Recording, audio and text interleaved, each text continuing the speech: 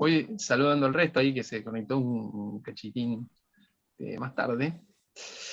Bien, y vamos a retomar con la idea, y vamos a seguir viendo la idea que estábamos viendo en la clase pasada, el jueves pasado, que tiene que ver con el rol del periodismo en la sociedad. Por si alguno se perdió la clase anterior, estamos más o menos con esta idea, ¿sí? Las responsabilidades del periodista y del periodismo, qué espera la gente de la sociedad en sí, del periodismo.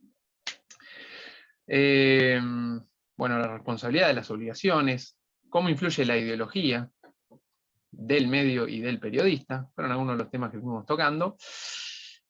Y yo lo que les estaba mostrando son ideas que se exponen en un capítulo de un libro de Carlos Jornet, que tiene que ver, se llama Gestión Periodística, el libro, y lo que estamos viendo más o menos es una síntesis de ese capítulo.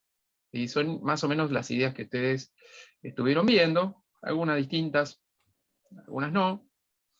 Y se puede coincidir o no con estas ideas. ¿Sí? De hecho, el libro también tiene 15 años, entonces algunas cosas seguramente han ido cambiando. ¿Sí? Estamos más o menos acá. ¿Sí? Esto lo habíamos visto, pero vamos a volver a verlo. Que quiero... ¿Esto se está viendo? Sí. ¿Se ve bien ahí la letra? Sí, sí. Bien, entonces lo dejamos así, no lo hacemos con presentación completa, lo vamos pasando así.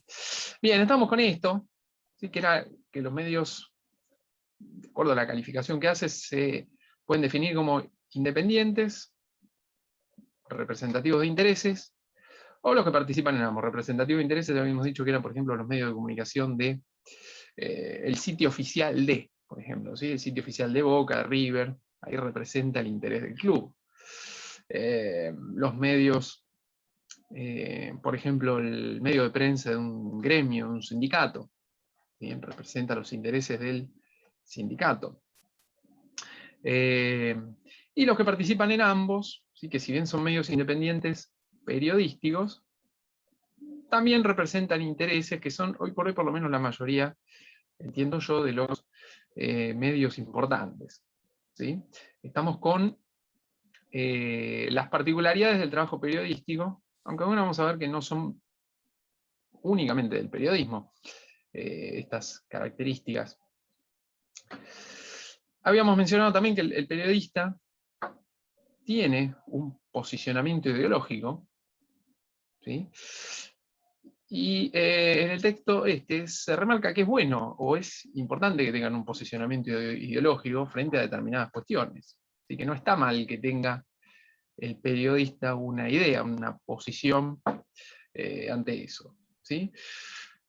Porque si no es un mero transmisor de información, ¿sí? Parece un robot que le da lo mismo una noticia que otra, y en realidad está bien que tenga, ¿sí? Una opinión sobre distintos temas. ¿Sí? Posicionamiento ideológico no significa lo mismo que posicionamiento partidario, que si lo hace un partido está bien, o un grupo de gobierno está bien, y si lo hace el otro está mal. No, no significa eso, pero sí ideas formadas que le permitan opinar, tomar posición sobre distintos temas. ¿Sí? El tema es cuando esa idea por ahí influye demasiado en el análisis. ¿Sí? Yo no sé si vieron análisis en otras materias, o no, todavía. Pero en general cuando uno analiza, por ejemplo, un partido de fútbol, tiene que tratar de dejar de lado su propio gusto. ¿Sí? Por ejemplo, si a un periodista le gusta más cómo juegan los equipos de Guardiola, ¿sí? No puede centrarse en eso para analizar un equipo que juega diferente. ¿Sí? ¿Está bien? Eso en el análisis. Después, en cuanto a la opinión, le puede gustar más o menos cómo juega uno o cómo juega el otro, pero en el análisis no puede influir el gusto personal. Y respecto al periodista, habíamos dicho que puede chocar sus pensamientos con los del medio. ¿Sí? Habíamos dicho que no necesariamente tenía que coincidir la posición ideológica individual del periodista con la posición ideológica del medio. ¿Sí? Que tranquilamente un un periodista de Clarín, por decir un caso más extremo, y seguramente entre todos los periodistas de Clarín debe haber algún kirchnerista, y ahí choca un poco su pensamiento con el del medio, y en general, lo que pasa hoy, sin dudas, es que queda atrás el pensamiento del periodista y obviamente prioriza el pensamiento del medio, por una cuestión lógica, que bueno, es su trabajo y depende del medio en el que trabaja. ¿Sí? Digamos que nadie quiere perder el laburo. Básicamente, a no ser, claro, que sea un periodista de una trayectoria mucho más importante, que no sea un nuevito en el medio, y que pueda cambiar de medio con facilidad. ¿Sí? De todas maneras, no es, digamos, la única profesión en la que hay un posicionamiento ideológico. Por ejemplo, un docente también tiene un posicionamiento ideológico frente a determinadas cuestiones. Y también puede chocar el pensamiento en este caso docente, con el del lugar donde trabaja. ¿Sí? Por ejemplo, no sé, un docente que esté a favor de la legalización del aborto, puede trabajar en una escuela católica, ¿sí? Y ahí hay una diferencia de ideología en determinado lugar, y obviamente el tipo no va a hacer una campaña a favor de la legalización del aborto en esa escuela. ¿Sí? Ahí choca un poco el pensamiento, bueno, tampoco debería hacerlo en un medio público, ¿no? Pero, digamos, si lo va a hacer en una escuela pública, digamos, puede ir con un pañuelo verde que no pasa nada, y eso claramente lo va a esconder en la escuela católica. ¿Sí? Bien. También se da en el periodista, ¿sí? O en el periodismo en realidad, se da una relación de poder. ¿Sí? El periodista está, en algunos casos, estrechamente vinculado y tiene trato cotidiano con el poder, con las clases dominantes. Por ejemplo, el periodista que hace política, ¿sí? Que habla de política, muchas veces entrevista a políticos, ¿sí? Entrevista a personas, ya sea diputados, sea gobernadores, en algún caso presidente, políticos de distinta índole, puede ser también intendentes y demás. Tiene trato cotidiano casi con esas personas de poder. ¿Sí? Mismo los periodistas deportivos, bueno, tienen trato cotidiano con, por ejemplo, los deportistas, que son, digamos, el sector estrella del deporte, en este caso, ¿no? De ese aspecto de la realidad. ¿Sí? Tiene trato cotidiano, digamos, con las clases dominantes o con las figuras o con el poder de cada tema. ¿Sí? Y que eso supone distintos riesgos, ¿sí? Como pueden ser las presiones, obviamente no digas esto, ¿sí? Trata de evitar tocar determinado tema, o trata de decir esto cuando puedas. La censura, que por supuesto tiene que ver también con el de esto no hables, o trata de que no pase esto. Y también con las tentaciones económicas, por lo menos esto es lo que dice el texto, cosa que hoy también se habla, por lo menos se señala mucho en los periodistas, y que tal periodista tiene tal opinión, o tiene determinada opinión porque está recibiendo un sobre, se dice siempre, cosa que bueno, puede ser o no cierta en algún caso, pero bueno, está el riesgo de la tentación económica de parte del poder, ¿sí? Y bueno, esto es una idea a la que se hace referencia en este texto. Después está Profe, sí. disculpe que lo interrumpe, ¿no? Pero lo de la presión sería un poco, si se quiere, lo de la censura, que como que a veces el periodista tiene que decir, tener un cierto vocabulario, usar unas ciertas palabras, ¿no? Y como a veces también se ve obligado a no decir una cantidad de palabras. No sé si es así o va vinculado. Sí, no solamente con el vocabulario, en el caso de las presiones y la censura, sino también con qué se dice y con la Sí. información que se da. Y fíjate esto, trata de Y no la manera en que contarlo. se da. Claro, la manera también, sí, por supuesto, la manera en la que se trata la noticia o la información también influye. ¿Sí? Después puede no haber una presión de parte del protagonista explícita, pero sí la siente el propio periodista, esa presión. Pasa mucho, por ejemplo, con los jugadores.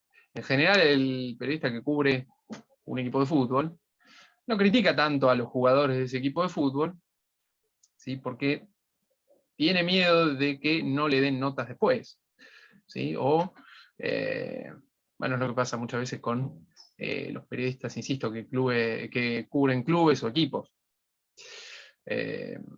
Defienden en las peores condiciones a capa y espada a los protagonistas, precisamente por ese trato cotidiano que tienen, ¿sí? El miedo de que no le den notas o el miedo de perder, bueno, mismo con los dirigentes, sí, por supuesto, ahí lo dice Juanpi, dije, sí, Juanpi, perdón, con los dirigentes y por supuesto también con los políticos. No solamente tenemos el miedo a que no le den notas, pero también el miedo en algún caso a perder esa fuente de información que uno tiene en algún equipo, ¿sí? Bien, pero se da esta relación con el poder, ya sea con políticos, con protagonistas, con estrellas del espectáculo y demás. Y el periodista tiene que mantener un poco, tiene el desafío ese de mantener el equilibrio entre el, bueno, tengo trato con este, pero en todo caso puedo llegar a criticarlo, siempre con respeto. ¿Sí? Tiene que saber mantener esa distancia entre el protagonista y la gente. Bien, también hace referencia a que son formadores de opinión, ¿sí? Que, si no me equivoco, es algo que se mencionó en la clase pasada, y que los medios construyen la agenda pública, ¿sí? No sé si esto lo dijimos, creo que lo dijimos cuando hablamos de influencia de los medios de comunicación, la clase pasada, era una de las preguntas, y es verdad que claramente los medios de alguna manera construyen la agenda pública, ¿sí? Es decir, remarcan los temas de los que se hablan. Por supuesto que cada medio construye su propia agenda de acuerdo a sus intereses o a su ideología. Bien, y son formadores de opinión, ¿sí? En algunas épocas más, en otras épocas menos, y hoy compiten un poco con las redes sociales tal vez en ese sentido, porque los medios tradicionales se consumen un poco menos, pero lo que opina el medio siempre es fundamental, mayor o menor medida en otra etapa, pero siempre es fundamental para el pensamiento de la gente, ¿sí? Es muy marcado tal vez en determinado rango etario, ¿sí? Yo no sé si, por ejemplo, la gente grande creo que confía mucho en la televisión, ¿sí? La gente de, no sé, 50 y pico, 60 y pico, confía mucho en la televisión y casi que opina lo mismo que lo del canal que mira, ¿sí? Yo no sé si, tal vez tiene un poco que ver con la educación de antaño, de la escuela, y yo creo que hasta hace más o menos 15 años tampoco se fomentaba mucho la crítica y el pensamiento crítico. No sé si en la escuela de ustedes han sentido que ha cambiado eso, ¿sí? No sé, en realidad, ¿ustedes sienten que los hacían pensar la realidad y criticarla o que simplemente la repetían? Yo creo que lo repetían. Ujú. Sí, a No, mí también me pasaba mucho que me la hacían repetir a lo que era en realidad. Bien. Bueno, es una idea que está tratando de cambiar, pero insisto, ¿no? La verdad que hace mucho que no entro al aula como estudiante, entonces, o por lo menos con este tipo de temas, sobre todo de secundaria, ¿no? Por eso es que medio que uno no sabe tanto si ha efectivamente cambiado o si simplemente está la idea. Hace 15 años por lo menos prácticamente se repetía todo, se hacían preguntas de un libro y se copiaba desde acá hasta hoy, acá. sí, es que era así, hasta cuando me egresé era literalmente de informática, era bueno, chicos hagan esto, tienen el libro acá y era copiar la respuesta y Claro, no se aprende nada. Sí. bien. Perfecto, seguimos más o menos en ese sentido. Bueno, y lo mismo pasa con el pensamiento crítico, obviamente. Si el pensamiento crítico uno no lo fomenta, uno termina teniendo algunos problemas para opinar, ¿sí? O para formar su propia opinión. Otra característica que esta sí se diferencia de otros trabajos más cotidianos, pero en esta se emparentan un poco con los protagonistas, es que el trabajo periodístico tiene una alta exposición. ¿Sí? Obviamente, especialmente los medios grandes, lo que uno dice está visualizado o escuchado o leído, depende del medio, por muchísimas personas, ¿sí? Por miles de personas. Y la alta exposición siempre hace que los errores queden al descubierto, ¿sí? O quede muy expuesto un periodista por los errores que comete. ¿Sí? Los aciertos se ven mucho menos, pero cuando aparecen, algún acierto periodístico, de acuerdo al texto, puede generar una sensación de poder, ¿sí? Puede generar metí esta primicia, ¿sí? O saqué a la luz esta noticia, y eso me hace sentir poderoso, ¿sí? Hace sentir que a partir de ahora, tal vez hasta algún protagonista un poco me tema, ¿sí? O que la gente va a creer en mí, y entonces yo siempre voy a ser un faro del cual observar y opinar algo parecido. ¿Sí? Se puede coincidir o no con la idea, pero es una idea que remarca el texto. ¿Sí? No sé si alguno quería, ahí veo un micrófono que se prendió. No, que estoy de acuerdo con Sí. eso, de que una primicia, por ejemplo, te da esa sensación de poder de, soy repolenta, yo la tengo primero acá en la noticia y me van a robar la idea a mí o la noticia. Uno le da esa sensación de poder, está de acuerdo con eso. Bien. Y bueno, también la alta exposición o por ahí el reconocimiento a la gente te puede llevar a creerte el centro de la noticia, o creerte más importante que el protagonista, y es algo que el periodista en realidad tiene que evitar. ¿Sí? A veces hay periodistas, se ven distintos videos de archivo donde el periodista le exigía al protagonista que tenía que hablar, y si el protagonista no quiere, uno no tiene por qué obligarlo. En todo caso, será un problema del protagonista con la gente, que es, digamos, a la que el protagonista le tiene que hablar, y el periodista es un nexo. Pero en muchos casos el periodista terminaba exigiendo que sí o sí tenían que hablar, o dar una entrevista, o llegar a tiempo para hacer tal cosa. ¿Sí?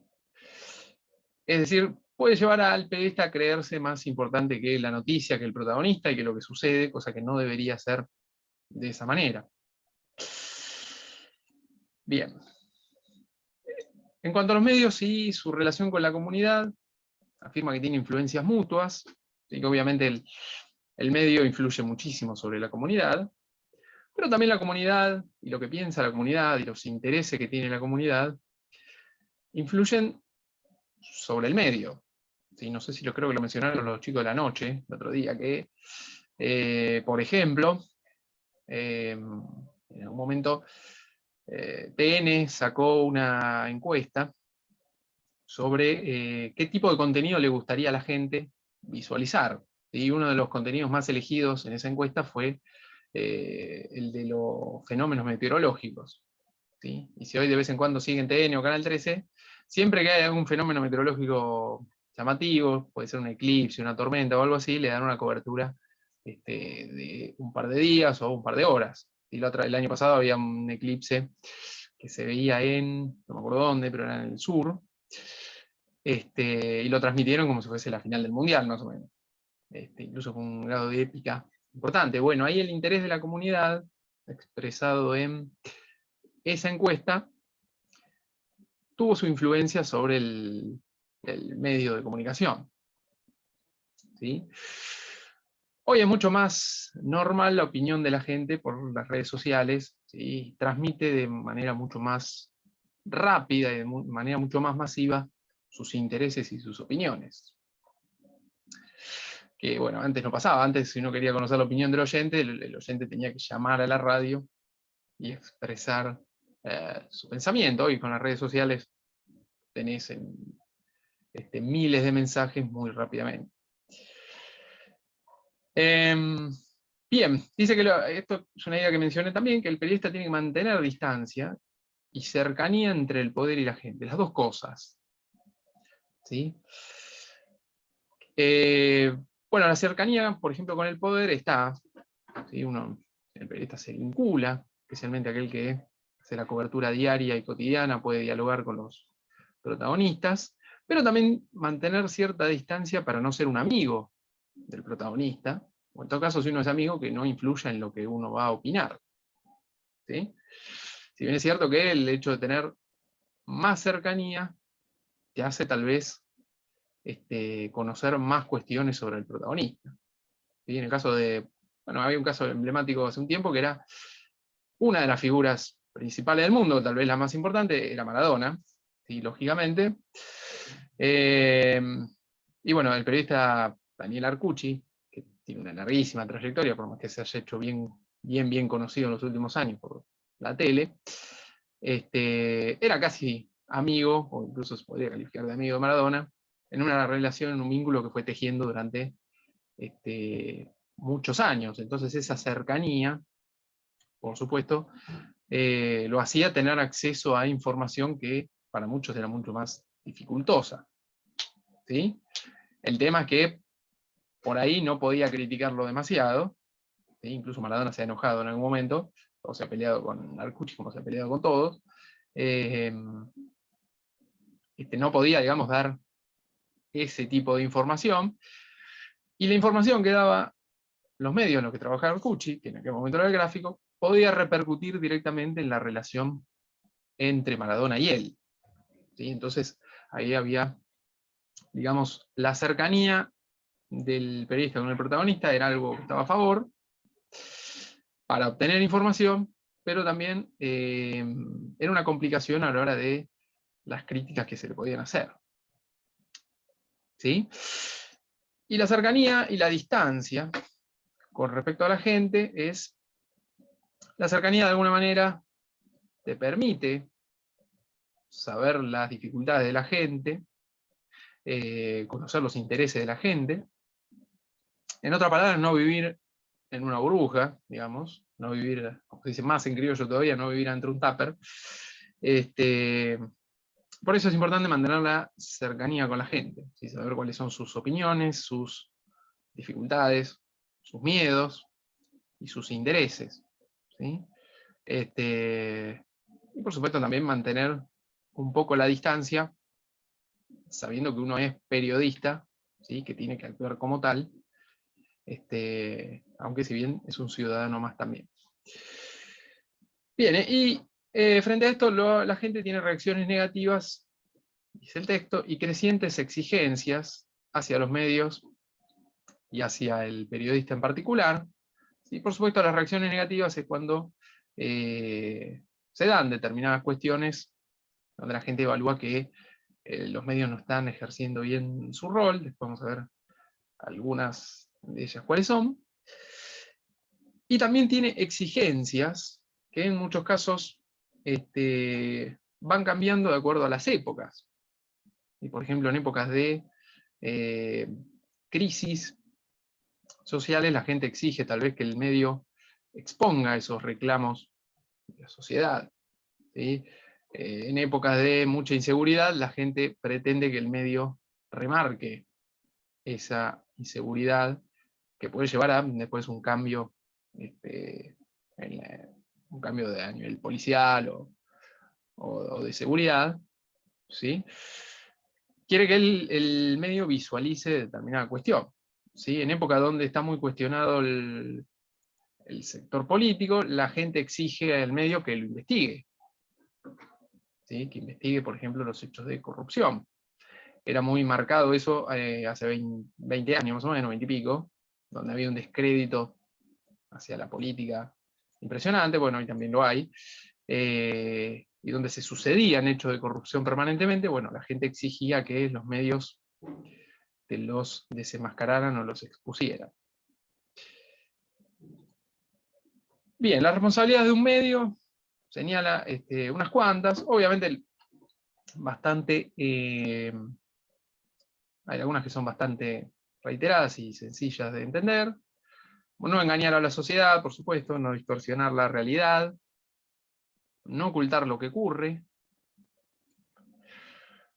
No sé en qué punto consideran que estas cuestiones se cumplen, pero bueno, es lo que, digamos, de alguna manera el texto marca, ¿sí? Como una responsabilidad del medio, ¿sí? Destacar gestos solidarios también, lo marca como una responsabilidad del medio, y es verdad que a veces en la gente surge la idea de, che, una buena noticia queremos escuchar de vez en cuando, no son todas malas, ¿sí? Y a veces las buenas noticias tienen que ver con, por ejemplo, los gestos solidarios, o son las buenas noticias que suelen dar los noticieros, los medios periodísticos de comunicación y demás. ¿Sí? Tal hombre que tiene, no sé, el plomero que devolvió $500.000, por ejemplo. ¿Sí? O este hombre que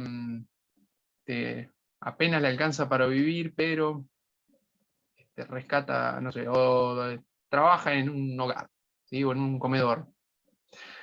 Siempre ese tipo de noticias también a la gente, por lo menos uno, de vez en cuando, una noticia de ese estilo, le interesa de acuerdo al, coincido con esta idea del texto.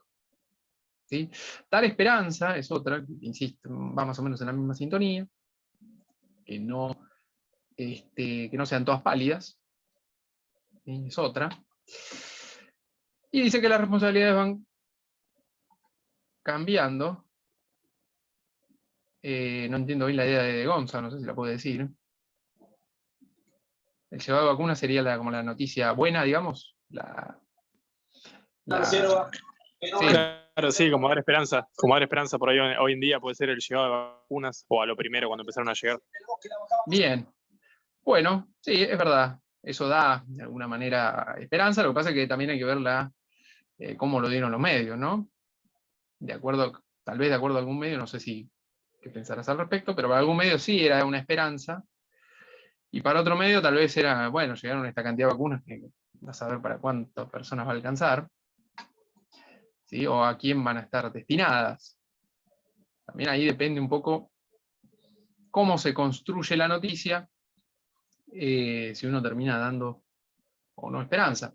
Tal vez para algún periodista, de todas maneras, esto es lo que dice el texto, ¿no? Pero para algún periodista no sea necesario dar esperanza a la población. ¿Sí? Porque algún periodista dice, no, la verdad es esta y hay que darla de la forma más cruda posible, no necesariamente tiene que coincidir con esa idea.